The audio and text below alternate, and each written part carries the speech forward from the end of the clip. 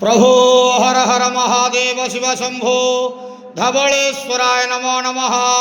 दीपं यदि परं ब्रह्म दीपं यदि जनार्दनः दीपहरत मे पाप पूजा दीप नमस्तुते।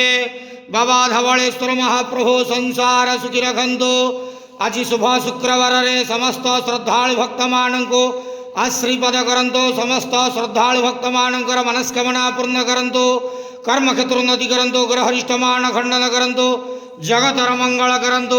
विश्वर कल्याण करंतु। आपणकर नाम प्रकाश करंतु। सेवकर डाक श्रवण करंतु। समस्त द्वावसा भक्त मानंकर मनस्कामना पूर्ण करंतु। बाबा धवलेश्वराय नमः। संसार सुखी रखंतु आनंद गेवार हरि बोलो। आज शुभ शुक्रवार रे समस्त श्रद्धालु भक्त मानंको आशीर्वाद करंतु आनंद गेवार हरि बोलो। हर हर महादेव शिव शंभु। बाबा धवलेश्वराय नमो नमः।